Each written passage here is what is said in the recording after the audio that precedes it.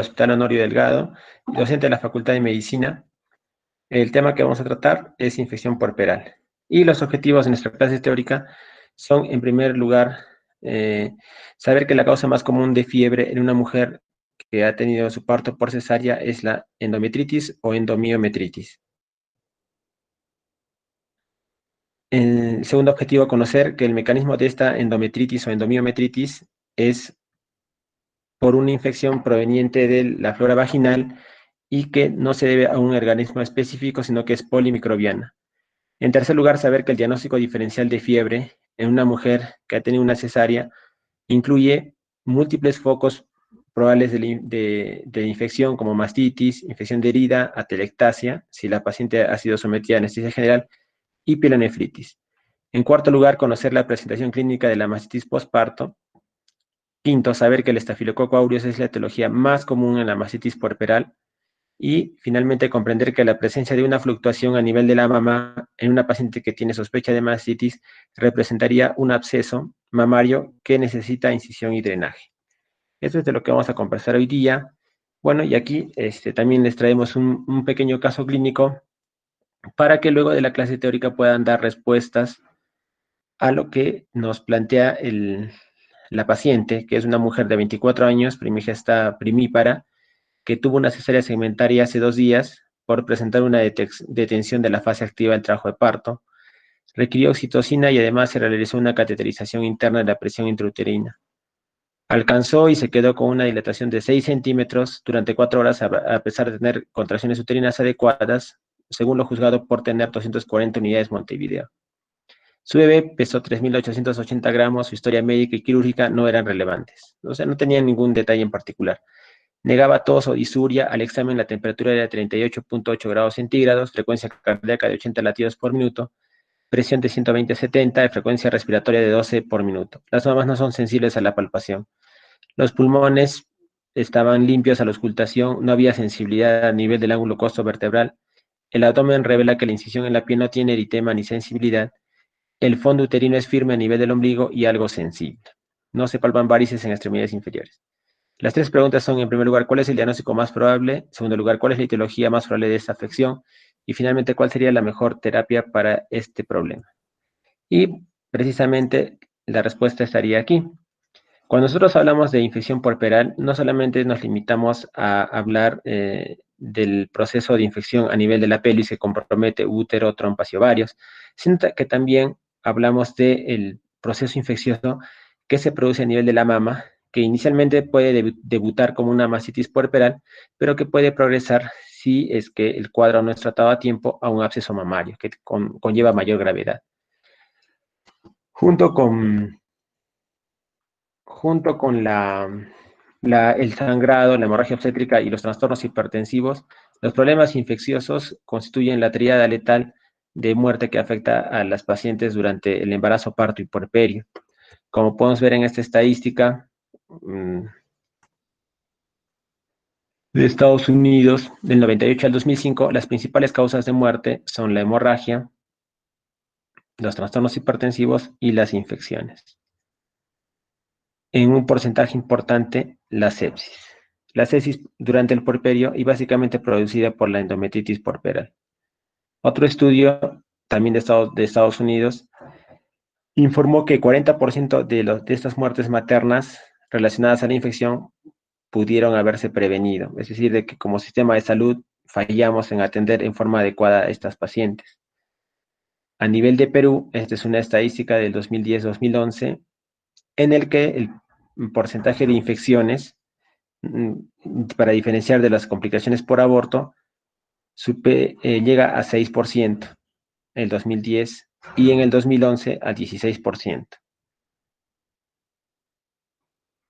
En esta estadística del 2018, las infecciones han disminuido por varios puntos que vamos a revisar y la frecuencia mayor de muertes maternas corresponde en el 2018 a nivel de Perú a los trastornos hipertensivos y en segundo lugar a la hemorragia obstétrica. Si bien es cierto, se ha podido controlar el problema infeccioso, aún hay porcentaje importante de pacientes que deberían ser monitoreadas porque van a presentar esta complicación durante el puerperio. Y también quería contarles un poquito de historia en cuanto a esta teoría miasmática de la enfermedad, en el que no se tenía conocimiento de la teoría microbiana en los siglos XVI a XIX, en el que se creía que las infecciones eran producidas por emanaciones de gases o vapores que los enfermos expelían al medio externo, ¿no? Y esto fue algo que era aceptado durante bastante tiempo. Bien, entonces, el primer signo que nosotros vamos a tener para hablar de infección puerperal es fiebre.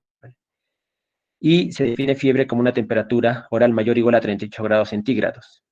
Un punto importante a tener en cuenta es que de las pacientes que van a presentar esta fiebre, 20% en las primeras 24 horas después de un parto vaginal solamente van a corresponder a infección pélvica. A diferencia de que 70% de las pacientes que presentan cesárea en las primeras 24 horas sí van a corresponder a ser una infección pélvica. Es decir, que el otro porcentaje de pacientes que van a presentar fiebre en el puerperio, sobre todo en el primer día, ¿a qué causas se pueden deber? En primer lugar, la congestión mamaria, lo que se denomina la bajada de la leche, que es el proceso de lactancia que va a empezar durante el puerperio, rara vez excede los 39 grados centígrados y suele durar menos de 24 horas. También podemos tener infecciones del tracto urinario, infecciones a nivel de episiotomía, infecciones de la herida operatoria, laceraciones perineales del trabajo de parto y complicaciones respiratorias atelectasias en pacientes que han sido sometidas a anestesia general durante la cesárea. Bien, entonces, para hablar, entonces, ¿cómo podríamos nosotros diferenciar la fiebre del puerperio de la fiebre debida a un proceso de infección puerperal? Y aquí está esa definición, que es bastante antigua, ya desde el año 1935, y que todavía está vigente, que dice que se habla de fiebre puerperal cuando tenemos una temperatura de mayor o igual a 38 grados centígrados, pero al menos durante 2 días, y recién se empieza a contar desde el segundo día del parto, es decir, 24 horas después del parto, hasta 10 días de transcurrido este. Y por lo menos que este episodio de fiebre se repita 4 veces al día.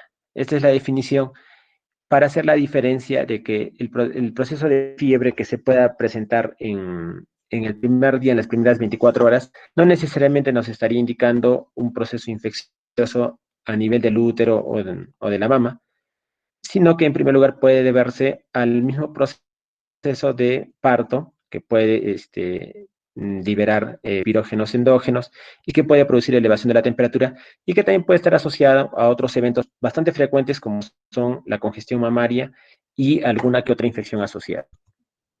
Entonces, en primer lugar, para hablar de endomiomelitis o endometritis postparto, vamos a definirla como el proceso infeccioso que se da a nivel de la decidua, que es el endometrio modificado durante el embarazo, que de extenderse puede comprometer el miometrio, llamándose endomiometritis, puede comprometer los parametrios, ¿no? Que es todo el tejido conectivo que está aledaño, anexo al útero, y se va a denominar parametritis. Y en Williams se habla de ese término algo confuso para hablar que agrupa a todas esas definiciones. En realidad, en nuestro medio no es utilizado, metritis con celulitis pélvica.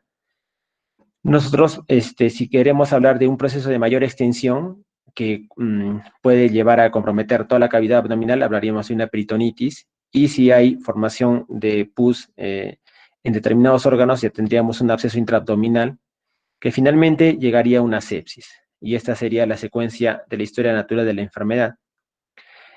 Hay eventos que no son ya tan frecuentes, que antiguamente eran descritos como miometritis necrotizante, una fascitis necrotizante de pared abdominal, la tromboflebitis pélvica séptica y el síndrome de shock tóxico, que con el uso masivo de la antibiótico-terapia y de otras medidas de soporte ya no se ven muy frecuentemente.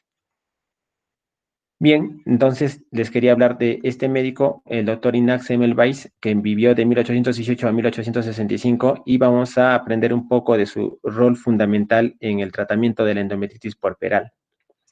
Bien, para los factores de riesgo, de lejos, el factor de riesgo más importante es la cesárea. y no cualquier cesárea, sino aquella cesárea que se hace de emergencia, en la que a veces no se toman en cuenta todas las medidas en forma óptima, en forma adecuada, se omiten tal vez algunos pasos y se tiene que realizar esa cesárea para asegurar la vida del bebé y la vida de la mamá. Esta cesárea de emergencia tiene un riesgo de hasta 28% de llevar a una paciente a tener una endometritis postparto, en comparación con una cesárea hecha, una cesárea de lo que se denomina programada, sin ningún apuro, que tiene un 3.5% de riesgo de endometritis puerperal y un parto vaginal tiene el riesgo de menos de 3%. Entonces, el principal factor de riesgo para endometritis puerperal es la cesárea o en todo caso la vía de parto. Otro factor de riesgo es la vaginosis bacteriana, este disturbio que se da a nivel de la flora vaginal, en el que predominan gérmenes anaerobios y Gardnerella vaginalis, tiene un OR de 5.8, es decir, que la paciente que tiene vaginosis tiene 5.8 veces más riesgo de presentar endometritis que una paciente que no tiene vaginosis bacteriana, de acuerdo a su intervalo de confianza, es significativo este dato. Presentamos tanto a la cesárea como la vaginosis como factores de riesgo primordiales porque en ellos podemos hacer prevención, como luego vamos a revisar. Otros factores de riesgo tenemos la coriamionitis, pacientes que tienen una rotura prematura de membranas, que luego van a presentar invasión de la flora vaginal, también vía ascendente frecuentemente, pueden llegar a tener coriamionitis y estas pacientes tienen 13% de riesgo de tener endometritis postparto si es que terminan en parto vaginal. Un trabajo de parto prolongado, sobre todo las pacientes que son intervenidas durante detención de fase activa, 5 a 6% en parto vaginal. Las pacientes que tienen rotura prematura de membranas prolongada, que no necesariamente llegan a coriamionitis, solamente como rotura prematura de membranas sin evidencia de fiebre y o infección del corión y del amnios. ¿A qué se denomina rotura prematura de membranas prolongada? ¿No? Algo que parecería ir en contradicción.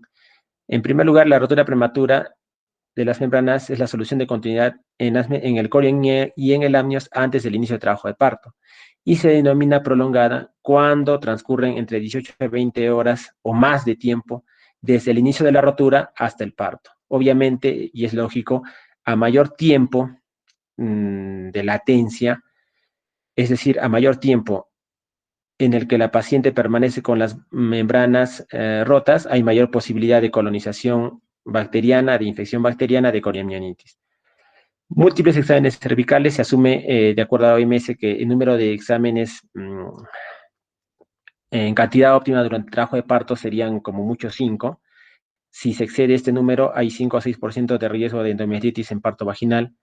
Si se hace una vigilancia interna fetal uterina, como en la paciente del caso clínico, bueno, que no es algo que se hace a nivel de Perú, pero la monitorización del feto y de la actividad uterina durante el trabajo de parto puede realizarse por vía externa, que es lo que nosotros hacemos, y por vía interna mediante la colocación de unos electrodos, de unos sensores dentro de la cavidad uterina.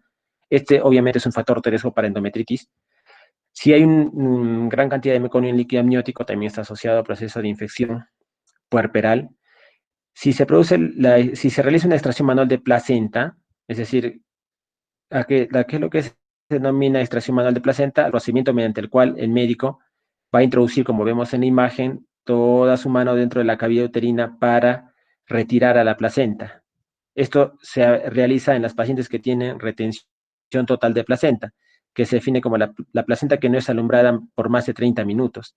Pacientes que son sometidas a extracción manual de placenta, obviamente que es un gran riesgo, están en gran riesgo de hemorragia postparto, tienen 3 veces riesgo de endometritis puerperal.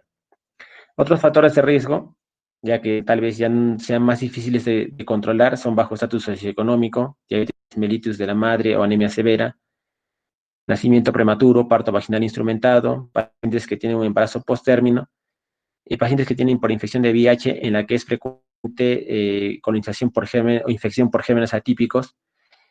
La colonización con estreptococo del grupo B también es un factor de riesgo y lamentablemente es algo que nosotros no realizamos en el control prenatal de rutina, que sí es rutinario en otros lugares, entre 35 a 37 semanas se hace un hisopado recto vaginal para cultivo de estreptococo de grupo B. Obviamente requiere un medio de cultivo especial y de encontrarse este germen en la vagina o en el recto de la paciente recibe tratamiento con penicilina.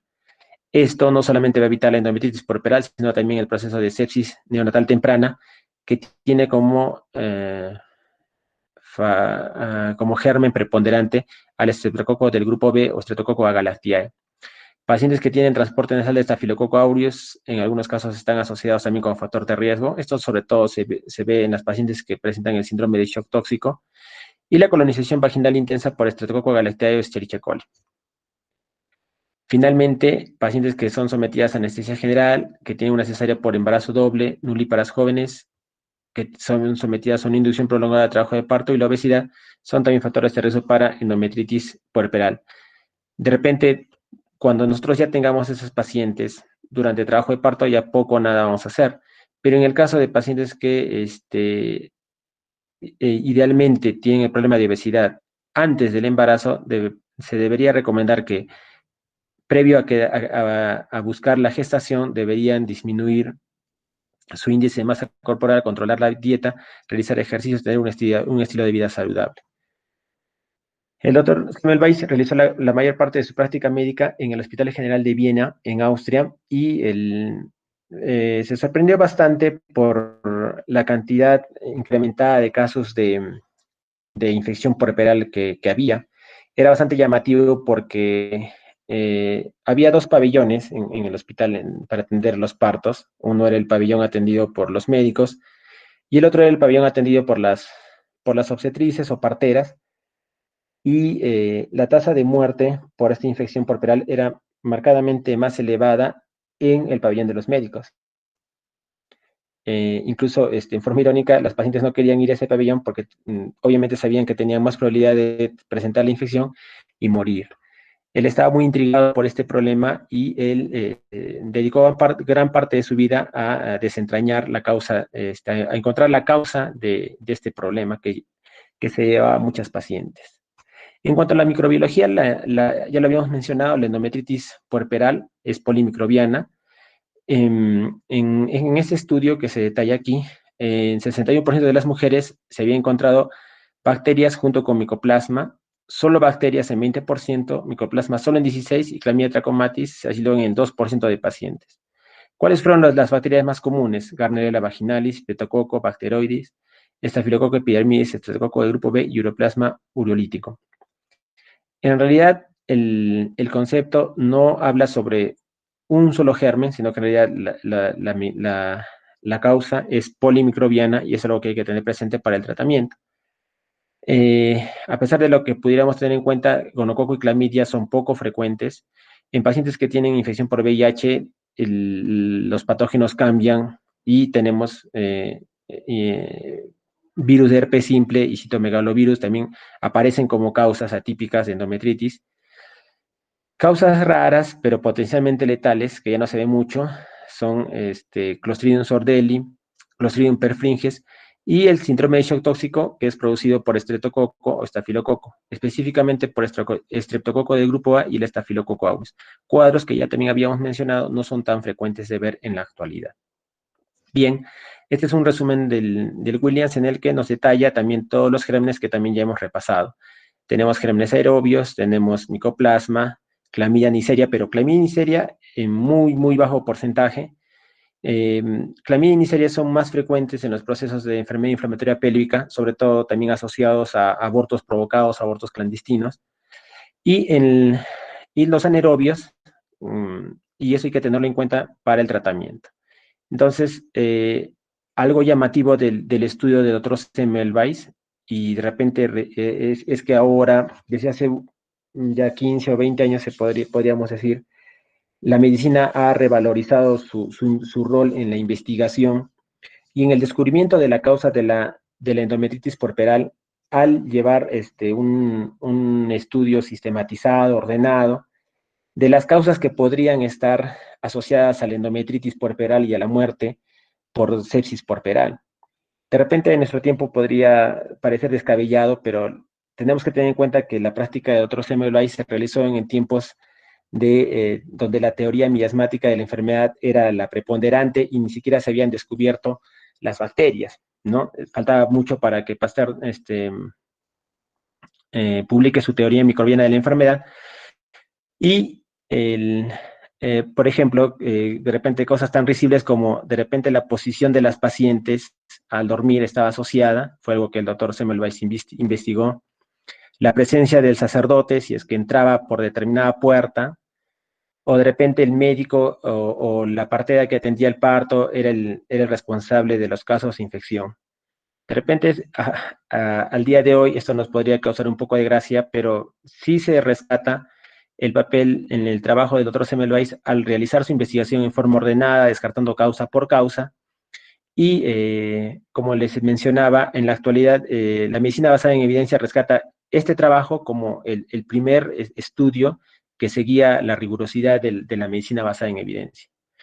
En cuanto a la patogénesis, vamos a tener en cuenta que hay tres factores que van a jugar para llegar a producir la infección. Porque obvio, si nosotros estamos hablando que la flora vaginal es la gran responsable en la mayoría de casos de la endometritis puerperal, porque no todas las pacientes presentan la endometritis puerperal, porque entran en juego estos tres factores. En primer lugar, mecanismos de defensa del huésped. Obviamente, pacientes que tienen anemia, que tienen diabetes, que tienen desnutrición, es más probable que vayan a presentar una endometritis puerperal. El tamaño del inóculo no es lo mismo que entre 1 a la 10 que una cantidad 20 veces mayor de bacterias. Y en cuanto a la virulencia, dependiendo de los factores de adhesión, de las toxinas que pueda llevar cada una de estas bacterias, o de los tipos, de los serotipos en el que algunas variedades se ha descrito que están más asociadas a producir endometritis puerperal que tienen mayor virulencia, son aquellas las que van a estar asociadas a estos cuadros. Entonces, para resumir, tenemos que la flora bacteriana cérvico-vaginal normal, por exploraciones del cuello uterino, de repente por monitorización interna por medios electrónicos, el trabajo de parto prolongado, o la incisión uterina en la paciente que son sometidas a cesárea, va a llevar a una inoculación a nivel de la incisión uterina, y por condiciones anaeróbicas que incluyen traumatismo quirúrgico, las suturas, el tejido desvitalizado muerto, la sangre y el suero, va a llevar a una infección uterina y celulitis parametrial. Y también se puede condicionar una infección de la herida abdominal en las pacientes que son sometidas a cesárea. Si el cuadro se sigue diseminando, podríamos tener una peritonitis, si hay compromiso de las vías linfáticas, una parametritis, si hay compromiso de las venas ilíacas y de la vena ovárica, incluso llegando a la vena renal, podríamos tener una tromboflebitis pélvica, una tromboflebitis femoral, y si hay un émbolo séptico a distancia, podríamos tener el absceso o el infarto pulmonar. En la patología lo que se encuentra son numerosos neutrófilos en el lumen de las glándulas, que van a infiltrar el epitelio glandular, y ya el término patológico de endometritis son 5 o más neutrófilos por 400 campos de alta potencia, ¿no? Es una definición en patología en la que también se pueden apreciar microabscesos. Bien, entonces el doctor Semmelweis lo que realizó, bueno, aquí vemos el detalle de su investigación desde el año 1841, comparando el pabellón de los médicos, donde atendían los estudiantes en medicina que estaban realizando sus prácticas, y el pabellón segundo, clínica segunda, donde atendían los partos las matronas. Entonces la tasa de mortalidad vemos que al inicio era bastante alta, ¿no? Casi era el doble, el triple, en el pabellón de los médicos comparado con el pabellón de las matronas. Obviamente esto causaba mucho sosiego en Semmelweis, sobre todo porque no podía encontrar la causa del problema. En cuanto a los hallazgos clínicos, y esto hay que tenerlo en cuenta, porque básicamente el diagnóstico de endometritis puerperal es clínico, con un papel fundamental importantísimo la fiebre. Pero también vamos a tener asociado taquicardia, dolor abdominal, sensibilidad a la palpación del útero, se va a producir dolor en el examen físico a la palpación del útero, y ya más atrás no es tan importante los loquios purulentos, escalofríos, dolor de cabeza, malestar y anorexia, se adicionan a estos 4 hallazgos principales.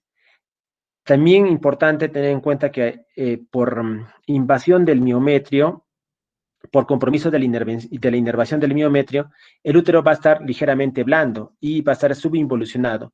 Y esto nos va a provocar un sangrado uterino excesivo, lo que va a estar asociado a una hemorragia posparto secundaria. En cuanto a los análisis de laboratorio, obviamente pensaríamos que vamos a encontrar glóbulos blancos elevados, una leucocitosis. Lamentablemente, sabemos que por el mismo proceso fisiológico del embarazo, el parto, se va a producir una leucocitosis fisiológica. Y este estudio del año 2017 nos muestra que para leucocitos en pacientes normales durante el periodo postparto, su percentil 50 de conteo total de leucocitos llega a ser de 15.200, teniendo un percentil 95 de hasta 24.000, ¿no? Básicamente a predominio de neutrófilos. Y aquí una gran lección en el sentido de que el diagnóstico de la endometritis postparto se realiza con los síntomas y signos de la paciente. El hemograma no nos va a ayudar mucho. A veces se encuentra pacientes en el que se nos alerta en el hospital porque presentan conteos de 20.000, 22.000 y vamos a ver a la paciente y la paciente en realidad no tiene ningún foco de infección, está súper tranquila, está amamantando a su bebé, está feliz y se quiere ir a su casa. Muy diferente también puede ser pacientes que pueden estar con un foco infeccioso bastante comprometidas, en las que el hemograma no está tan alto. Es más, en algunos procesos de infección se va a encontrar leucopenia. Entonces, el hemograma con pinzas no nos ayuda mucho para hacer el diagnóstico. La ecografía tampoco, no hay un hallazgo ecográfico que nos indique que hay una endometritis postparto. Lo que sí podría indicar, estas son imágenes de ultrasonidos durante el postparto en pacientes con que tienen una endometritis puerperal en la que no hay un hallazgo llamativo. Para lo que sí de repente podría servir son los casos en los que, habiéndose hecho el diagnóstico de endometritis puerperal, la fiebre no cede. Y aquí sí es importante la ecografía. ¿Por qué? Porque la ecografía nos puede hacer el diagnóstico de retención de productos de la concepción, ¿no? Como estamos viendo aquí, parece que ha quedado una parte importante de la placenta. O puede haber pequeños restos que pueden estar explicando la fiebre que no cede a pesar del tratamiento de antibióticos. La vía en este caso es primero hacer un curetaje uterino, una limpieza de la cavidad uterina para continuar con el tratamiento antibiótico, si no, no va a ceder el cuadro en la paciente. Y en cuanto a las bacterias que producen el síndrome de shock tóxico, que como ya lo hemos mencionado, no es tan frecuente en la actualidad, pero siempre hay que tener en cuenta, sobre todo en las pacientes que rápidamente tienen cuadros de fiebre alta, muy, muy alta, presentan hipotensión refractaria al tratamiento y signos de compromiso de órgano diana, como en primer lugar tenemos el síndrome de shock tóxico producido por estreptococo del grupo A, en el cual vamos a tener una infección muy alta, mayor a 38.5 grados centígrados, además hipotensión y compromiso de al menos dos sistemas. Es decir, que vamos a tener una paciente que puede tener insuficiencia renal hepática o pulmonar, coagulopatía, necrosis de tejidos blandos, una erupción macular eritematosa llamativa con descamación. Esto, como les vuelvo a repetir, no es muy frecuente, pero igual hay que tenerlo presente en pacientes que presentan rápido compromiso. Incluso se ha descrito que las pacientes que van a padecer el síndrome de shock tóxico presentan el cuadro incluso antes de las 24 horas, de acuerdo a la definición que nosotros hemos señalado. En cuanto al estafilococo aureus, que también es la otra causa del síndrome de shock tóxico, es más, la primera vez que se describió el síndrome de shock tóxico fue precisamente por estafilococo aureus asociado a los tampones que se utilizaban en ese tiempo, alrededor de los años 70, 75, que estaba asociado a cuadros de síndrome de shock tóxico producidos en pacientes durante su menstruación. También se puede ver asociado a las pacientes durante el posparto, con fiebre alta, hipotensión, hay eritrodermia, descamación y afectación de al menos 3 sistemas orgánicos, de acuerdo a la definición. A veces el cuadro es difícil de distinguir del shock tóxico por estreptococo del grupo A. Bueno, aquí les dejo los criterios clínicos de definición para que luego lo repasen. Bueno, es este inglés. Y finalmente, la otra causa en realidad ya no de síndrome de shock tóxico, sino de un cuadro muy parecido a este, es el Clostridium sordeli, que en algunos casos se ha descrito asociado al puerperio, pero sobre todo se le ha visto en pacientes que son sometidas a abortos provocados, abortos clandestinos. En estas pacientes y también en las del posparto van a presentar en forma repentina hipotensión refractaria, edema tisular masivo, una hemoconcentración generalizada, una reacción leucemoide muy marcada en neutrófilos de 66.000 a 93.000. Y para diferenciar del cuadro producido por estafilo y estrepto, ausencia de exantema o fiebre, una mielonecrosis limitada o nula y un curso rápidamente letal. En el cuadro producido por Clostridium sordelli. Y en el cuadro de Clostridium perfringens lo vemos asociados a la fascitis necrotizante, cuadros de endometritis necrotizante y también shock tóxico fatal después de un aborto con medicamentos, que no es algo que tampoco se ve muy frecuentemente.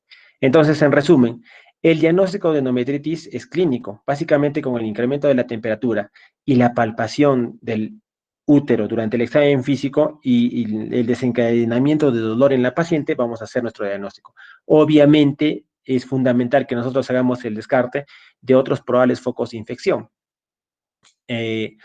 Otro punto importante en el diagnóstico es, y siempre esto yo lo recalco para cualquier patología, es primero evaluar la estabilidad de las funciones vitales de la paciente antes de hacer el diagnóstico diferencial del problema por el que está acudiendo la paciente al centro de salud. Estos criterios de peligro temprano maternos, bueno, son utilizados en Estados Unidos, pero son en realidad signos de alarma para las tres potenciales causas de muerte en una paciente obstétrica, que ya hemos detallado que son la infección, la hipertensión y la hemorragia.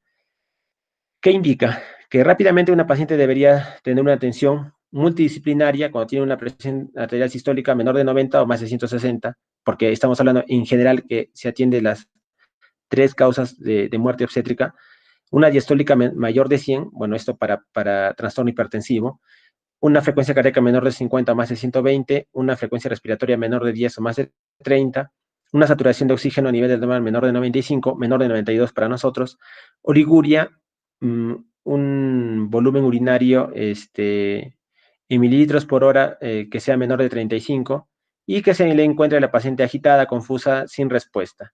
Y además en pacientes con preeclampsia que mencionen cefalea que no remite o dificultad para respirar. Ante estos hallazgos rápidos, con solamente uno de estos hallazgos deberíamos activar nuestro sistema de emergencia y tratar de atender en forma inmediata a la paciente.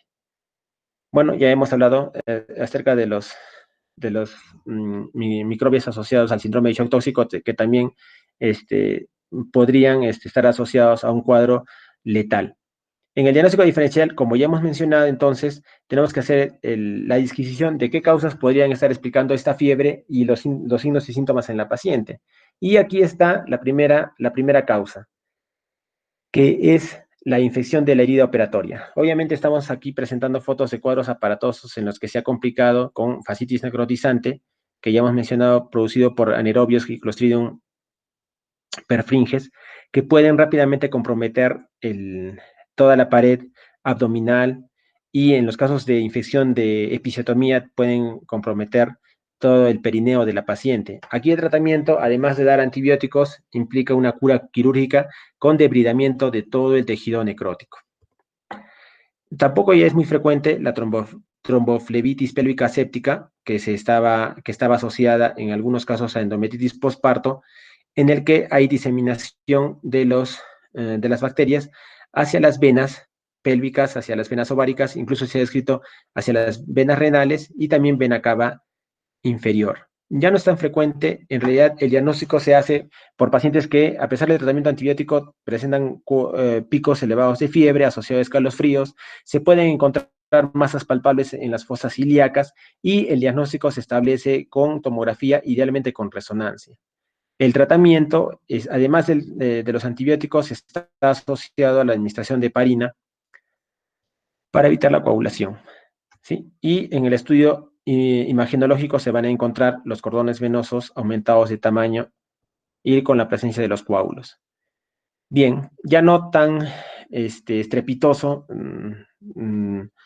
las imágenes de infección de herida, como la de las gangrenas que hemos visto, las fascitis necrotizantes, son los cuadros de infección de herida operatoria. Bueno, aquí estamos viendo cuadros más leves en los que hay igual compromiso del tejido celular subcutáneo y de la fascia.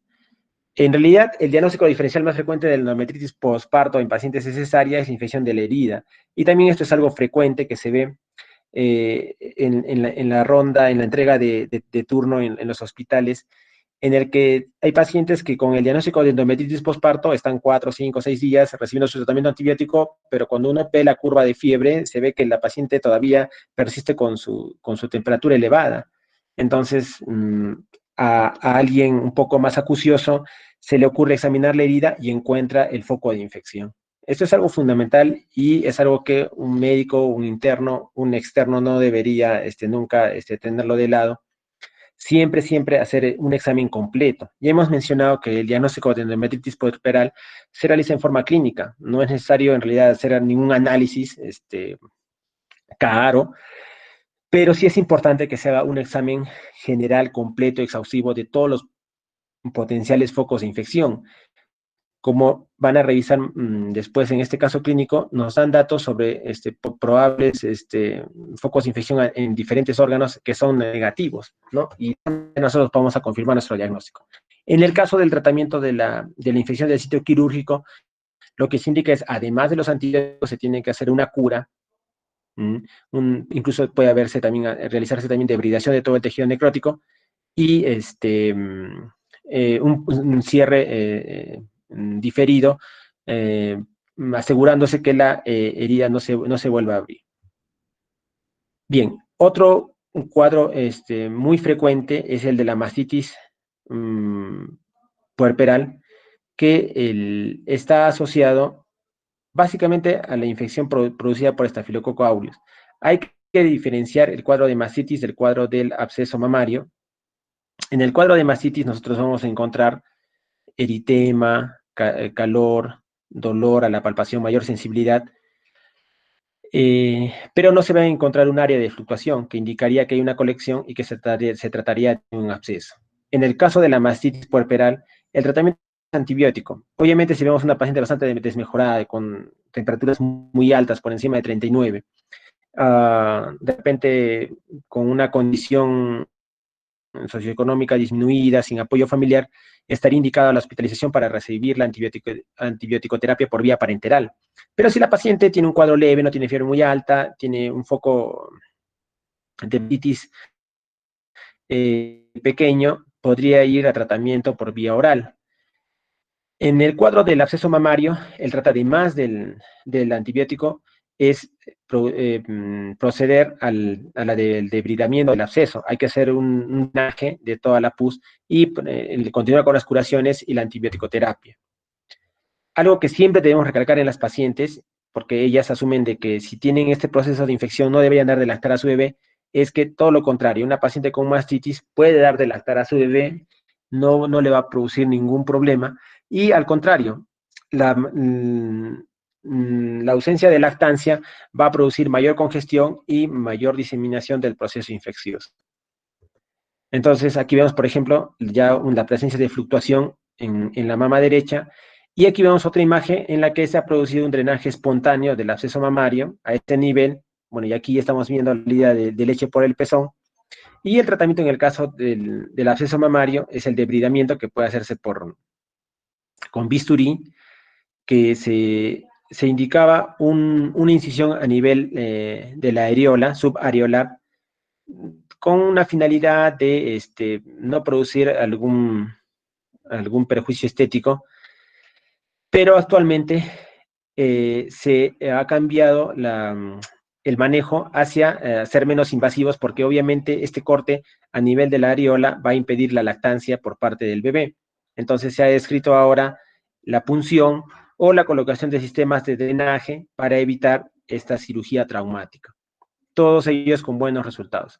Entonces, resumiendo, en el cuadro de mastitis el tratamiento es antibiótico, y en el cuadro de absceso, además del antibiótico, se tiene que realizar un drenaje.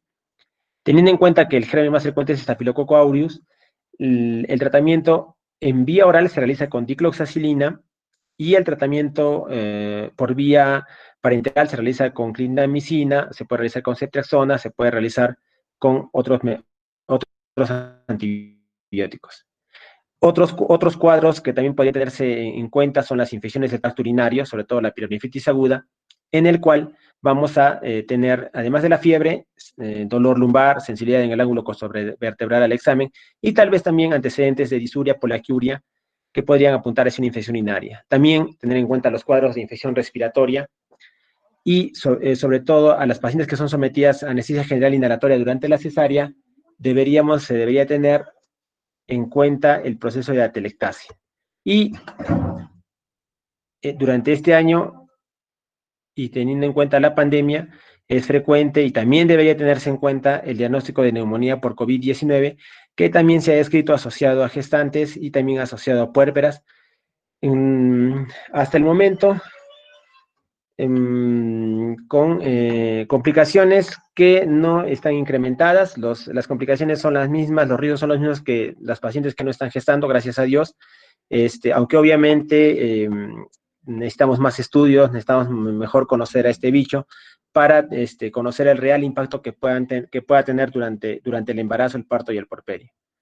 Bien, el rol de los cultivos, podríamos pensar de que un hemocultivo o un cultivo a nivel endometrial podría ser útil, en realidad no se recomiendan, básicamente porque hemos dicho que la flora es polimicrobiana y es muy difícil tomar un cultivo a nivel del endometrio porque fácilmente se va a contaminar por los gérmenes a nivel del cuello, de la vagina, y en el caso de los hemocultivos se necesitarían medios especiales para el crecimiento de algunos de los gérmenes, pero en realidad ya hemos mencionado que la flora es polimicrobiana y no tendría mucha utilidad, sobre todo al inicio.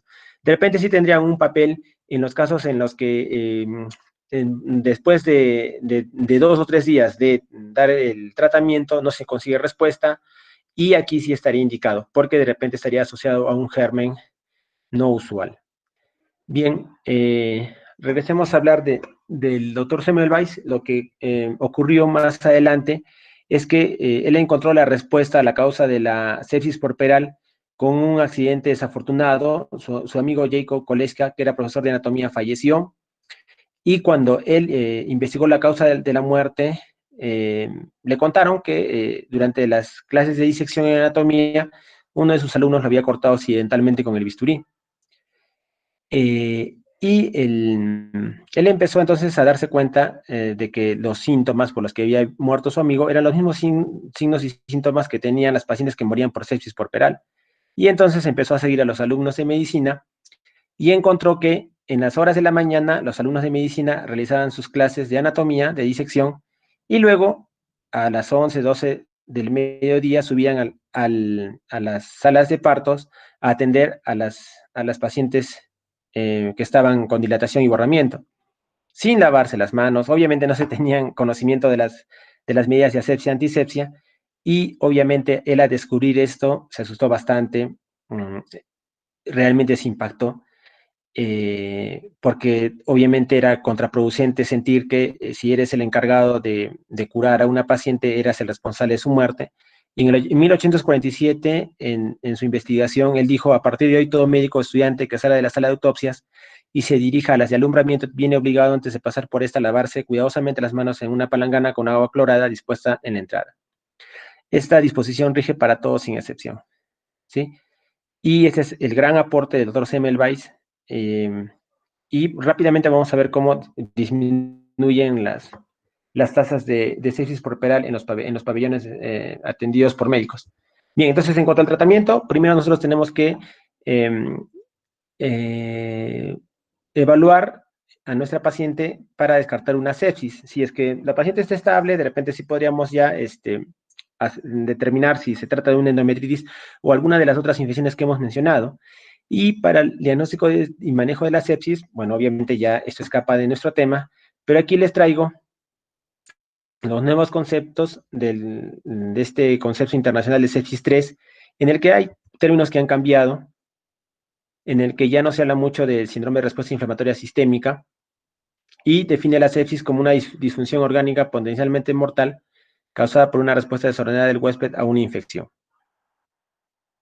Estos eran los criterios de SIRS con los que yo aprendí medicina, que definía sepsis como infección con al menos 2 de 4 criterios de SIRS, pero eso actualmente ya ha cambiado con el consenso de sepsis 3, en el que se da mayor valor a los criterios de SOFA y que tiene varios parámetros. Y para hacerlo más amigable, el Quick SOFA nos habla solamente de 3 criterios clínicos, en el que se cumplen 2 de 3, tiene una validez predictiva similar a la escala SOFA fuera de unidad de cuidados intensivos. Bueno, las ventajas son que no requiere parámetros analíticos y nos da una evaluación de forma rápida y repetida. Estos criterios son hipotensión sistólica menos de 100, estado mental alterado y una taquimia con una frecuencia respiratoria mayor de 22. Una paciente que tiene un score de 22 tiene una mortalidad de 10%, y esto en realidad no solamente es para sepsis durante el puerperio, sino también en realidad se aplica para otras ramas de la medicina. Obviamente, como todo, tiene sus ventajas y sus desventajas. Y esto es lo que ha cambiado del 2001 al 2016, en el que sepsis se diagnostica con una sospecha de infección, más 2 de 3 criterios del Quick SOFA. Ya no se habla de sepsis severa, y se habla de shock cuando hay sepsis más necesidades de vasopresores o cuando se encuentra un lactato de más de 2 milimoles. Bueno, se los menciono, de repente pueden ustedes buscar más sobre esto, sobre esta información, ya esto alcanzaría está fuera del alcance de nuestra clase teórica, y es fundamental para el tratamiento, de acuerdo a esto, administrar 30 mililitros por kilo de cristaloides al inicio, no coloides. Para la fluidoterapia adicional, ideal se deberían utilizar variables hemodinámicas dinámicas. Se debería hacer una valoración de la función cardíaca con ecocardiografía, monitorización invasiva en forma ideal, buscar una PAN más de 65 y fundamental usar el lactato como marcador de hipoperfusión tisular. Entonces, en nuestra guía de clave amarilla, que es la sistematización de cualquier centro de salud del Ministerio de Salud para atender los procesos de infección, de sepsis en obstetricia, si tenemos una paciente con sospecha de infección, aplicamos nuestra escala Quick SOFA, y si tenemos 2 o más criterios, aplicaríamos toda la escala SOFA, y si es positivo, hablaríamos de sepsis. Si es que tenemos vasopresores, necesitamos vasopresores para tener una PAN mayor o igual a 65 y un lactato mayor o igual a 2, hablaríamos de un shock séptico, ¿no? Y eso también es importante para el manejo. Recuerda que las variables del Quick SOFA son 3: frecuencia respiratoria mayor o igual a 22, escala de Glasgow menor o igual a 13 y una presión arterial sistólica menor o igual a 100 milímetros de mercurio. Entonces, eso es fundamental y eso es primordial antes de empezar cualquier tratamiento, ¿sí? Ya en específico para la endometritis puerperal, el tratamiento de elección es el de clindamicina más gentamicina. Clindamicina 900 miligramos cada 8 horas más gentamicina 5 miligramos por kilo cada 24 horas. El esquema de 1.5 cada 8 horas ya se ha dejado de lado, ¿no? Tiene la misma eficacia y además es más engorroso, tienes que dar más dosis, no se recomienda. En pacientes que tienen problema renal, alternativas a gentamicina incluyen ampicilina sulpactam, 1.5 gramos cada 6 horas solo, o clindamicina y una cefalosporina de segunda generación. Hay varios esquemas de antibióticos, pero como menciona aquí Williams, el gol estándar o estándar de oro con una eficacia del 90-97% es el de clindamicina gentamicina. En casos de sepsis se puede adicionar ampicilina o cuando se sospecha de una infección enterocócica. Hay también ahora el problema de resistencia. Teniendo en cuenta el problema de resistencia, en algunos otros lugares, como en Estados Unidos, se utiliza clindamicina Stronan. Nosotros todavía seguimos utilizando nuestro esquema de clindamicina gentamicina. Y tenemos otro esquema que también utilizamos bastante, que es el de metronidazol más ampicilina o ceftriaxona más gentamicina, que implica 3 medicamentos. ¿Por qué damos un esquema un esquema múltiple? Porque precisamente la causa de la endometritis es polimicrobiana. Si sospechamos de cuadros de síndrome de shock tóxico asociados a estrepto o estafilo, ya tienen papel medicamentos como vancomicina o piperacilina tazobactam, ¿no? En cuanto a pacientes que tienen un cuadro más leve, se puede dar tratamiento vía oral. Obviamente pacientes que pueden tolerar la vía oral, que no tienen náuseas, vómitos, que sabemos que van a cumplir el tratamiento en su casa, que van a tener apoyo, que sabemos que va a regresar a su control, que no tiene temperatura muy alta, que no tiene síntomas muy marcados, se puede utilizar clindamicina, 600 miligramos vía oral cada 6 horas más gentamicina por vía intramuscular cada 24 horas. Otros esquemas es el de amoxicilina más clavulánico, 875 miligramos por vía oral cada 12 horas, y aquí hay otros más para que lo revisen. Los que más se utilizan son los dos primeros. ¿Por cuánto tiempo se da el tratamiento? Se recomienda dar el tratamiento por 10 días. En este metaanálisis, Cochrane, se concluye que la combinación de clindamicina y gentamicina es apropiada para el tratamiento de la endometritis, es el gol estándar. Regímenes con buena actividad, en el caso de endometritis puerperal contra bacterias anaeróbicas resistentes a la penicilina, son mejores que aquellos con mala actividad contra bacterias anaeróbicas resistentes a la penicilina. En realidad, no hay ninguna evidencia de que ningún régimen esté asociado con menos efectos secundarios. Y un punto importante es que tras la mejoría clínica de la endometritis no complicada que se ha tratado con terapia intravenosa, no se ha demostrado que el uso de terapia oral adicional sea beneficioso. En realidad, la mejoría clínica debería darse en 2 a 4 días. Si es que no se da en 2 a 4 días, se debería replantear el caso. Pero si se da ya si la fiebre ha desaparecido por 24 a 48 horas, de acuerdo a esta revisión, se debería suspender el tratamiento antibiótico y no dar tratamiento vía oral para el alta. En el caso de una fiebre posparto persistente, habría que pensar en organismos resistentes, ya aquí sí tienen papel los cultivos. En otras etiologías, pensar en otras causas, acuérdense, lo frecuente es en las pacientes poscesárea con endometritis, revisar la herida, porque podría tratarse de una infección del sitio operatorio.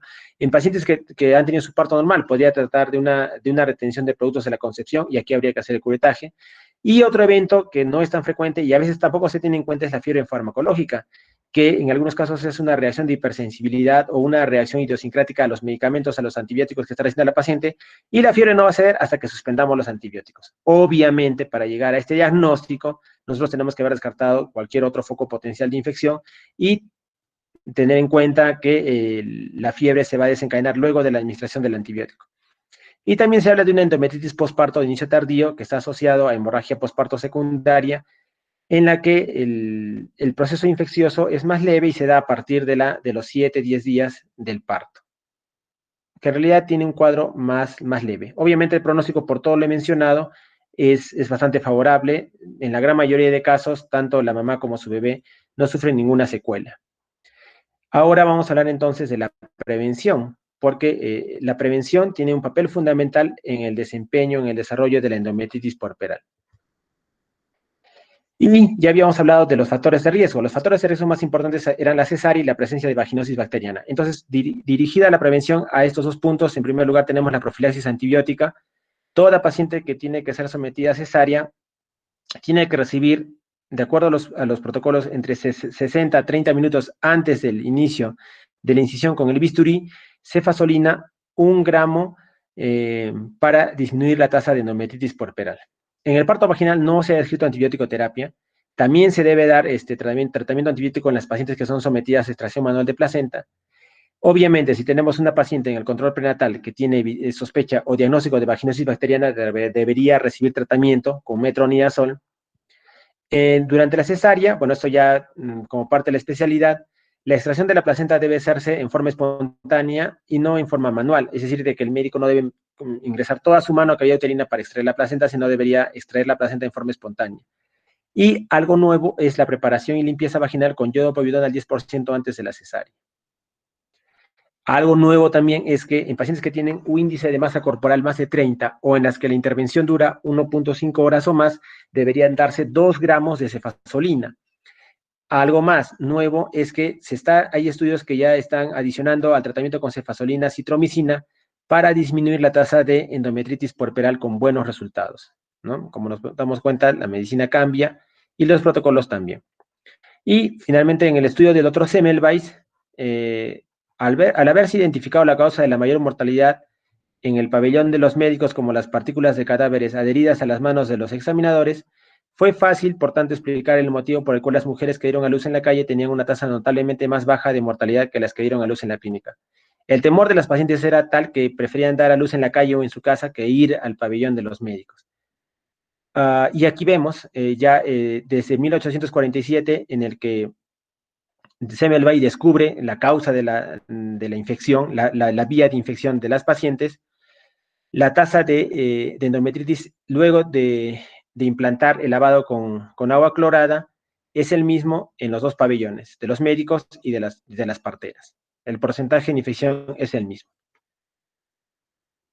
Bueno, aquí les traigo yo las conclusiones, que es de lo que hemos hablado, para que luego lo revisen. Y a pesar de lo que pudiéramos creer, porque al hacer un buen descubrimiento sería reconocido, o rápidamente todos los demás médicos hubieran apoyado sus hallazgos, en realidad el doctor Semmelweis no la pasó tan bien. En realidad, ninguno de los otros colegas quiso apoyarlo, lo trataron con indiferencia y él tuvo que renunciar, regresó a su ciudad natal, donde también sus ideas innovadoras no eran aceptadas y falleció sin tener el menor reconocimiento.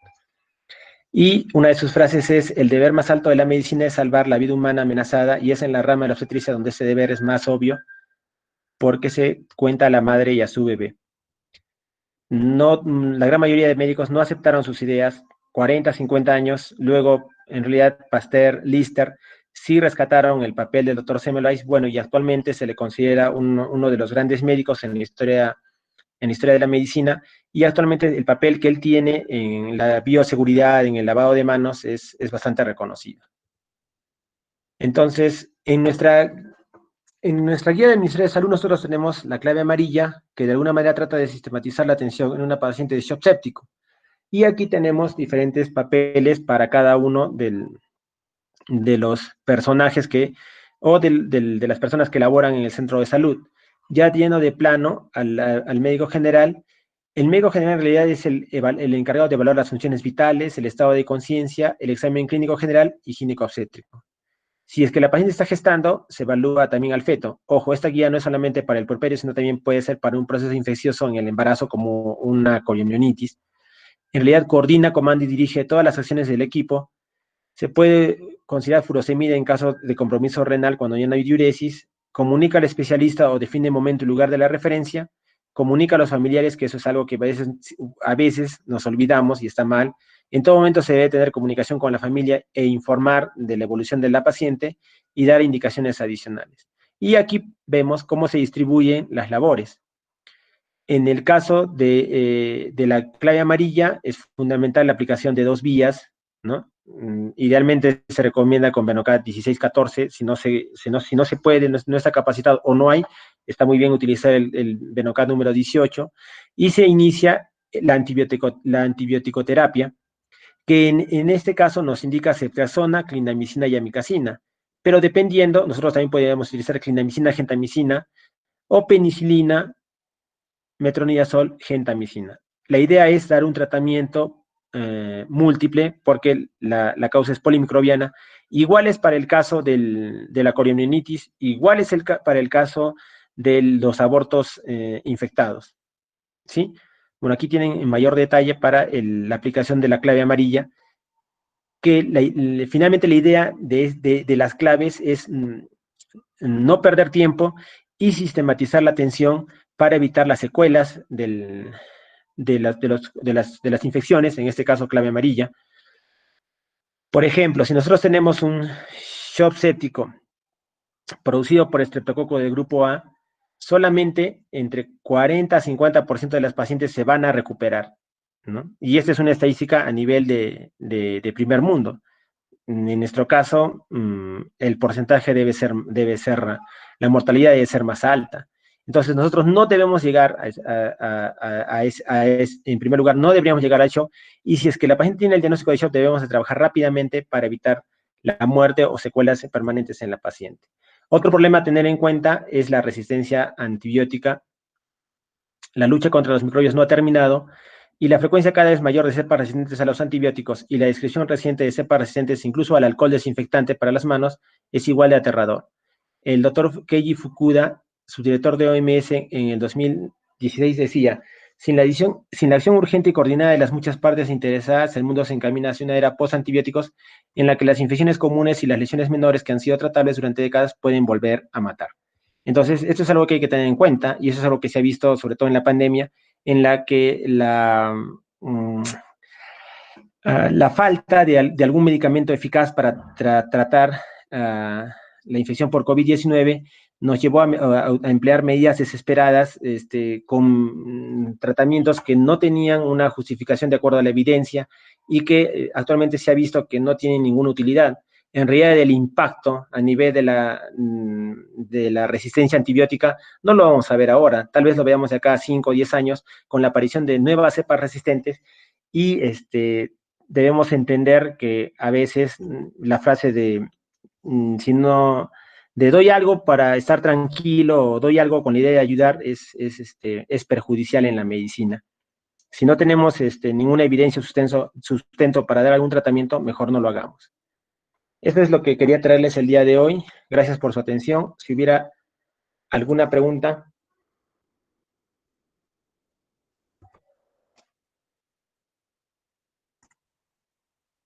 Doctor, buenas tardes. Sí, buenas tardes. Sobre el seguimiento clínico y cuándo se considera falla el tratamiento o fracaso. ¿Cómo? Ya. El tratamiento de antibiótico terapia y de estabilización de las pacientes con infección puerperal se debería realizar debería darse un tiempo de respuesta de 2 a 4 días. Si en 2 a 4 días no hemos conseguido que la fiebre desaparezca, que la mejoría de la paciente sea conseguida, deberíamos empezar a buscar o hacer una reevaluación de la causa que podría explicar la ausencia de la recuperación en la paciente. Pero vamos de chance de 2 a 4 días.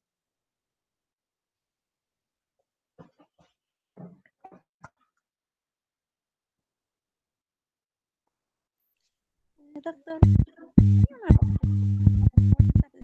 cuando hay una ruptura prematura de membranas, usted dijo que ya a partir de las 15 18 horas, bueno, podríamos considerar que va a haber una infección, pero todavía desconfía a las cuántas horas de la ruptura prematura debo dar una antibioterapia para prevenir una infección. Anabela, tengo problemas para escuchar tu audio, se escucha bastante entrecortado. No entendía muy bien lo de la rotura prematura de membranas.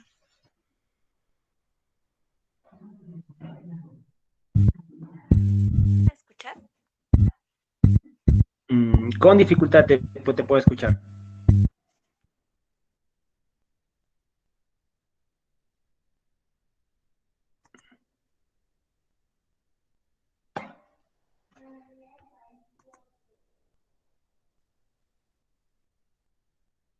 En todo caso, si podrías escribir la pregunta por el chat.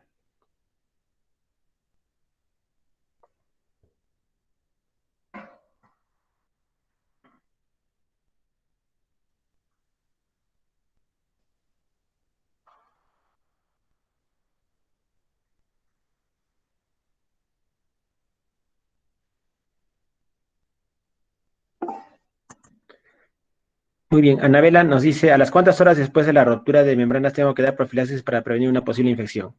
Ya, ojo, aquí no confundamos el tratamiento que se hace eh, preventivo en la rotura prematura de membranas del tratamiento que se hace para la coriomionitis.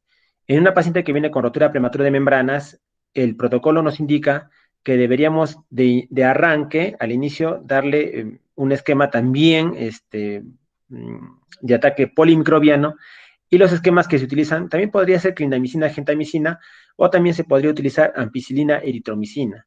Este tratamiento no se da porque si es que la paciente tiene fiebre o que tiene alguna sospecha de infección, no. Solamente se da el tratamiento para la paciente que tiene rotura prematura de membranas. No significa que ya tiene que tener una infección para ir a tratamiento antibiótico. Ojo, no nos confundamos. Toda paciente que tiene rotura prematura de membranas tiene que recibir tratamiento antibiótico, obviamente para evitar la complicación infecciosa fundamental más importante, que es la coriomionitis. ¿Ya? Pero no le estamos dando ese esquema antibiótico porque ya tiene alguna infección. Sobre todo en las pacientes que tienen rotura prematura de membranas de pretérmino antes de las 34 semanas. Estas pacientes tienen mayor riesgo de presentar complicación infecciosa, coriamionitis, en el postparto endometritis, y sus bebés tienen mayor riesgo de presentar neumonía neonatal, sepsis neonatal temprana. Entonces, la pregunta nos dice, ¿a las cuántas horas después de la ruptura prematura tengo que dar la profilaxis? De inicio, hecho el diagnóstico, se da el tratamiento antibiótico.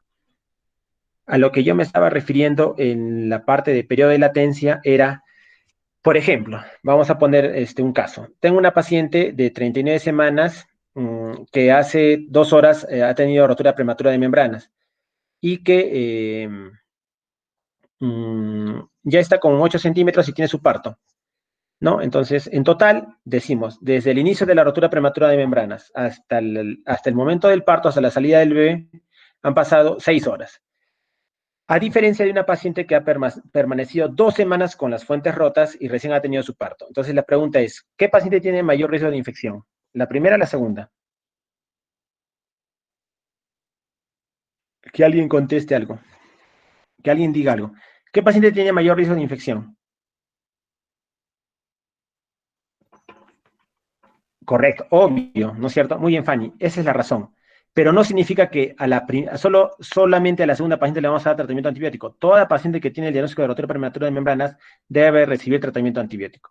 Ahora, en cuanto a la primera paciente, ¿realmente habrá sido rotura prematura de membranas? No, en realidad es lo que ella ha tenido es una rotura precoz de membranas, que ya se define rotura precoz de membranas, aquella paciente que presenta la solución de continuidad del corion y del amnios cuando ya está en trabajo de parto. En estas pacientes el riesgo de infección es mínimo, ¿no? Por eso el punto de corte es de 18 a 20 horas. ¿Qué significa esto? Que si desde el momento de la rotura prematura de membranas hasta el parto han pasado 8, 10, 12, 14 horas, en realidad no se necesita ningún tratamiento antibiótico adicional. Pero si ya la paciente, tenemos una paciente que desde el momento de la rotura prematura de membranas hasta el parto han pasado más de 20 horas, sí necesita tratamiento antibiótico profiláctico para evitar alguna de las complicaciones infecciosas señaladas. Entonces, de esa manera es que nosotros hacemos el abordaje de la rotura prematura de membranas. ¿Alguna otra pregunta?